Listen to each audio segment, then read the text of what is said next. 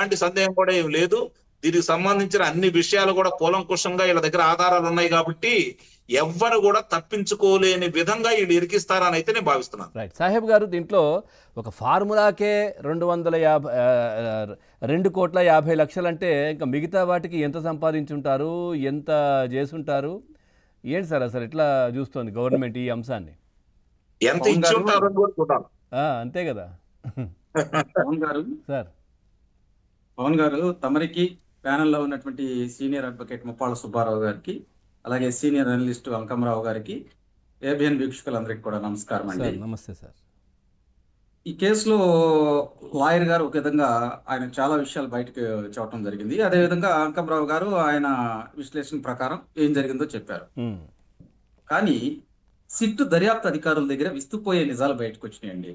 ఇక్కడ అద్దేపల్లి జనార్దన్ రావు అదేవిధంగా వాళ్ళ సోదరుని అరెస్ట్ చేసినప్పుడు వాళ్ళు ఒకంత వాళ్ళ దగ్గర ఉన్నటువంటి నిగూఢమైనటువంటి సమాచారాన్ని చెప్పారు. కానీ ఇక్కడ ఏమైందంటే వీళ్ళని వేరువేరుగా కస్టడీలోకి తీసుకొని విచారించినప్పుడు అప్పుడు వాస్తవాలు బయటపడినాయి. ఈ కేసులో 20 మందిని అరెస్ట్ చేశారు. దీనితో పాటు ఇక్కడ ఇంకొక అంశం కూడా ఉందండి. గత వైకాపా ప్రభుత్వంలో ఏంటంటే అప్పుడు మద్యం అమ్మకాలు మన అందరికీ తెలుసు. బొమ్మం కావచ్చు, ప్రెసిడెంట్ మేళ కావచ్చు, పోలవరం కావచ్చు, వాళ్ళ ఇష్టం ఏదైనా పేర్లు పెట్టేశారో. 50 రూపాయలు ఉన్న మద్యం సీసాని 200 రూపాయలు అమ్మారు. కానీ ఇక్కడ కొసమెరిపోయినటువంటి అంశం ఏంటంటే సిట్ దర్యాప్తు అధికారులు దర్యాప్తు చేసేటప్పుడు ఈ అద్దేపల్లి సోదరులు 2021లోనే ఈ నకిలీ మద్యాన్ని ఏరులై పారించారు. ఇది కొత్తగా వాళ్ళకు వచ్చినటువంటి సమాచారం. దీన్ని బట్టి ఆ రోజు దీని వెనకాల ఎవరుండారు? మనం సహజంగా సినిమాలో చూస్తూ ఉంటాం. ఏ సినిమా చూసినా కూడా చివరికి హీరో గెలుస్తాడు. కానీ ఇక్కడ జరుగుతున్నటువంటి విధానం ఏంది? ఈ అక్రమ మద్యం దందాలో కావచ్చు, నకిలీ మద్యం దందాలో కావచ్చు, ఇక్కడ విలన్ ఒకడే, అతని ప్రోద్బలంతో ఇది జరిగింది. అది మేము చూడటం కాదు, సిట్ దర్యాప్తు అధికారులు ఆ పేరు చెబుతారు. ఇప్పుడు ఏదైనా ఒక ఇష్యూ జరిగినప్పుడు ఏమైందండి, ఎవరు చేశారనేది ఒక వైబ్రేషన్ వచ్చింది. కానీ వాస్తవానికి దీని వెనకుంది ఎవరు? సూత్రధారులు, పాత్రధారులు, దీనిలో నటించిన వాళ్ళు ఉంటారు. ఈ మొత్తాన్ని నడిపించిన వ్యక్తి ఒకే వ్యక్తి ఉంటాడు. అదే అంతిమ లబ్ధిదారో అంతిమ దోపిడిదారో ఎవరో ఒక్కరుంటారు పైన. ఖచ్చితంగా ఇక్కడ తెలివిగా ఏం చేశారంటే గత వైకాపా ప్రభుత్వంలో ఈ అక్రమ మద్యం మీద వచ్చినటువంటి సొమ్ము మొత్తం కూడా వాళ్ళ నాయకుల ద్వారా బైఫికేట్ చేస్తూ ఆంధ్ర రాష్ట్రంలో ఉన్నటువంటి అన్ని నియోజకవర్గాలకు ఎలక్షన్ మూమెంట్ లో వాడదాము, ఎలక్షన్స్ కోసం వాడదామని చెప్పి చేశారండి. ఇది చాలా చిన్న ఆషామాషి దందా కాదు. దీనిలో ఏంటంటే తొవ్వే కొద్దీ కొత్త కొత్త నిజాలు బయటపడుతున్నాయి. ఇప్పుడు అద్దేపల్లి సీతారావు సోదరులు వాళ్ళు ఇచ్చినటువంటి జనార్దనరావు ఇచ్చినటువంటి సమాచారం మేరకే 20 మందిని విచారిస్తా వచ్చినప్పుడు దాదాపు ఇక్కడ కీలకమైనటువంటి విషయాలు ఏంటంటే కట్టారావు ఈ దందాలో కీలకమైనటువంటి వ్యక్తి. ఇతను ఒక డైరీలోనే 2.5 crores సమ్ ఇష్యూ రాశారంటున్నారు. కానీ ఇది జస్ట్ అతను గుర్తు పెట్టుకోవడానికి రాసుకున్నటువంటి అంశం. దీంట్లో మీకు బాలాజీ, సుదర్శన్ వీళ్ళు కీలకమైనటువంటి వ్యక్తులు. బాలాజీ అనే అతని దగ్గర ఒక ఫార్ములా ఉంది. ఎందుకుందంటే ఇతను గోవాలో లిక్కర్ ఫ్యాక్టరీలో పనిచేశాడండి. గోవాలో ఉన్నటువంటి లిక్కర్ ఫ్యాక్టరీలో పనిచేసేటప్పుడు అక్కడ ఏ విధంగా స్పిరిట్ ని ఈ మద్యాన్ని తయారు చేయాలి, అదేవిధంగా దీన్ని ఏ విధంగా ప్యాకేజ్ చేయాలి, దీన్ని ఏ విధంగా సేల్ చేయాలో కూడా అతనికి తెలిసినటువంటి వ్యక్తి. ఈ ఏదైతే ఈ బాలాజీ, సుదర్శన్ అనే వ్యక్తి వాళ్ళ అబ్బాయి, వీళ్ళిద్దరూ కలిసి గోవా నుంచి బెంగళూరు మీదుగా ఈ లిక్విడ్ ని తీసుకొచ్చారు. ఈ స్పిరిట్ ని తీసుకొచ్చి మీకు మొలకల చెరువులో అక్కడ డంప్ చేయటం, అక్కడి నుంచి ప్యాకింగ్ చేయటం ఇవన్నీ చేశారు. దీనికి కీలకంగా ఏంటంటే ఇక్కడ వీళ్ళు ఓల్డ్ అడ్మిరల్ అనే పేరు ఒకటి, అదే విధంగా దీంతో పాటు ఏదైతే ప్రజలు ఎక్కువ తాగుతూ ఉంటారో అక్కడ మీకు మద్యంలో కూడా కొన్ని బ్రాండ్లు ఉంటాయి కదండి, ఆ తాగే బ్రాండ్లను నకిలీ చేశారు వీళ్ళు. దాన్ని విజయవాడలో ఉన్నటువంటి జైన్ అనే అటువంటి వ్యక్తి అతని దగ్గరికి తీసుకొచ్చి అతను మూతలు అదేవిధంగా సీసాలు తయారు చేస్తూ ఉంటాడు. అతను కూడా ఇతను ఏ విధంగా చేయాలి అనేది ఆర్డర్ ఇచ్చి అతని దగ్గర నుంచి తెప్పించుకున్నారు. ఇవన్నీ సమాచారం ఏంటంటే బ్యాంకులో ఉన్నటువంటి ట్రాన్సాక్షన్ల ఆధారంగా బయటపడి. ఇది ఒక ఎత్తు అయితే వీళ్ళ ఏదైతే అద్దేపల్లి సోదరులకు జగన్మోహన్ రావు అదేవిధంగా జనార్దన్ రావుకు నేను అండగా ఉంటానని చెప్పి జోగి రమేష్ మాట్లాడినటువంటి అంశాలు కూడా బయటకు వచ్చినాయి. అవును, జోగి రమేష్ అసలు వీళ్ళు ఎవరో నాకు తెలియదండి, అక్కడే కదా వాళ్ళు రివర్స్ అంటే వాళ్ళు ఇంకా వాళ్ళ తమ్ముని బయటకు తీసుకొస్తానని చెప్పేసి మోసం చేశాడనే కదా ఉన్నదంతా కూడా అంత క్లియర్ గా చెప్పేస్తున్నారు వాళ్ళు. ఇప్పుడు ఏమండి పవన్ గారు, తప్పు చేసినోడు ఏం చెబుతాడు? అసలు నాకేం తెలియదండి, వాడెవడో నాకు తెలియదు అంటాడు.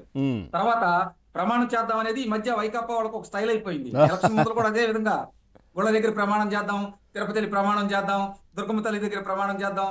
నిజంగా వాస్తవంగా దేవుడు వచ్చి వాళ్ళని చంపేస్తే ఎవడు ప్రమాణాలకు వెళ్ళడండి. ఈ అభండాన్ని దేవుళ్ళ మీద నెడుతున్నారండి. చర్చిల్లో ప్రమాణం చేద్దాం, మసీదులో ప్రమాణం చేద్దాం, అక్కడ ప్రమాణం చేద్దాం. ఏందండి అంటే దొంగతనం చేసినోడు ఈ విధంగా చేస్తారా? వాళ్ళు గతంలో కూడా నేను ఎందుకు అంటున్నానంటే ప్రజల యొక్క మానసికంగా వాళ్ళని వీళ్ళ వైపు తిప్పుకోవటానికి. ఇప్పుడు అరే వాడు ప్రమాణం చేద్దామనంటే తెలుగుదేశం పార్టీ వాళ్ళు దీంట్లో ఒక మాట కూడా ఆయన అన్నారు సార్, మీరు గుర్తే ఉంటుంటుంది, నేను మంచోన్ని, ఎవరిని కూడా పల్లెత్తు మాట అనను, ఎవరిని ఏం అనలేదు అన్నాడు. అంత క్లియర్ గా అసెంబ్లీలో కూడా మాట్లాడిన అంశం, బహిరంగ సభల్లో కూడా ఇష్టానుసారంగా తిట్టినవన్నీ చూసారు కదా ప్రజలు. ఎక్కడాది నిజమది ఆ ప్రమాణం? పవన్ గారు వైకాపాలో ఉన్న బుద్ధిహీనులు ఏం చేశారంటే వాళ్ళ భార్య పిల్లల మీద కూడా ప్రమాణం అన్నారండి. అది కరెక్ట్ పద్ధతి కాదు కదా. భార్య పిల్లల మీద ప్రమాణం సుబ్బారావు గారు మ్యూట్ చేయండి సార్. సుబ్బారావు గారు మ్యూట్ ప్లీజ్. సాహెబ్ గారు కంటిన్యూ. ఇక్కడ తప్పు చేసి భార్య పిల్లల మీద ప్రమాణం చేస్తాం అని అంటాం ఏంటంటే ఇది? అదే కదా మీకు కీలకమైనటువంటి ఇక్కడ ఒకటి పవన్ గారు, తప్పు చేసిన వాడు ఖచ్చితంగా దొరుకుతాడండి. మీకు సిట్ దర్యాప్తు అధికారులు వాళ్ళు దర్యాప్తు చేసేటప్పుడు పలు కోణాల్లో దర్యాప్తు చేశారు. వాస్తవంగా ఏంటంటే జడ్జి గారి ముందు ఆయన దగ్గరికి తీసుకెళ్లేటప్పుడు ఆధారాలు లేకుండా ఈ కేసుని యాక్సెప్ట్ చేయరు ఏ జడ్జి అయినా కానీ. బేసిక్ ఇన్ఫర్మేషన్ కావాలి.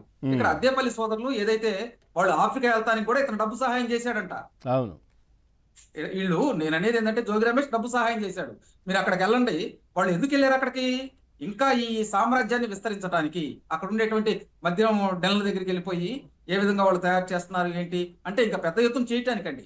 జగన్మోహన్ రెడ్డి గారు ప్రెస్ మీట్ పెట్టి చెప్పారు కదండి, ఒక 4-5 సాహిబ్ గారు అక్కడ మంత్రి గారు అధికారులతో వెళ్ళి రెడ్డిస్ సంబంధించినటువంటి డిస్టిలరీలకు సంబంధించినటువంటి వాటిని సీజ్ చేశారు, తాళాలు వేశారు. అక్కడి మంత్రి ఇలా భాగవతం మొత్తం బయటపడింది అక్కడ. అవును, అంటే ఒకటి అంకమరావు గారు నేను అనేది ఏంటంటే ఈ యొక్క ఫార్ములాని అక్కడి నుంచి తీసుకొచ్చి ఇంకా పెద్ద మొత్తంలో దాన్ని ఇక్కడ డంపింగ్ చేసుకుంటారు వాళ్ళు.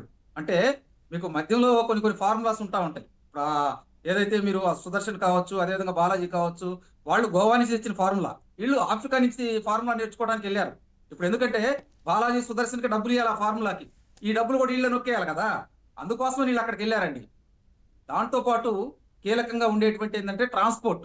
ఆ రోజు ఎవరు ట్రాన్స్పోర్ట్ చేశారు, ఏ వెహికల్స్ ట్రాన్స్పోర్ట్ చేశారు, ఈ మద్యాన్ని ఎక్కడ అమ్మారు, ఈ మద్యాన్ని కీలకంగా అమ్మినటువంటి ఆంధ్ర వైన్స్ అనేటువంటి మా తెలుగుదేశం పార్టీ నాయకుడు అని చెప్పారు కదా, అతను కూడా పార్టీని సస్పెండ్ చేశారు, అతను కూడా అరెస్ట్ చేశారు. ఇక్కడ కీలకమైనటువంటి విషయాలు మొత్తం కూడా సిట్ దర్యాప్తు అధికారుల మరి మీ పార్టీ ఆ విధంగా చేసింది కదా సార్, మీ పార్టీ చేసింది కదా. మరి జగన్మోహన్ రెడ్డి గారు ప్రస్తుతం ఆరోపణలు ఎదుర్కొంటున్న జోగి రమేష్ ఎందుకు చేయలేదు సార్? జగన్మోహన్ రెడ్డి అనేటువంటి వ్యక్తి బుంబుం బీరు తీసుకొచ్చాడు. అదే విధంగా ఆ రోజు ఉన్నటువంటి ప్రెసిడెంట్ మేళ కావచ్చు, ఆ రోజు ఉన్నటువంటి చాలా లిక్కర్లు పోలవరం కావచ్చు. నేను అనేది సార్, ఆయన ఎందుకు సస్పెండ్ చేయలేదు అంటున్నాను నేను. చేయరండి వాళ్ళు సార్. నువ్వు ఇంత సీనియర్ జర్నలిస్ట్ అయ్యి మమ్మల్ని మా చేత చెప్పడానికి అమాయకంగా నటిస్తున్నావా, లేకపోతే ఆయన ర్యాగింగ్ చేయడానికి మాట్లాడుతున్నావా? నాకు అర్థం కాదు. మామూలుగా అడుగుతున్నాను ఎందుకు చేయట్లేదు అండి. కాదు పవన్ గారు, మీరు చాలా కీలకమైనటువంటి విషయం అడిగారు.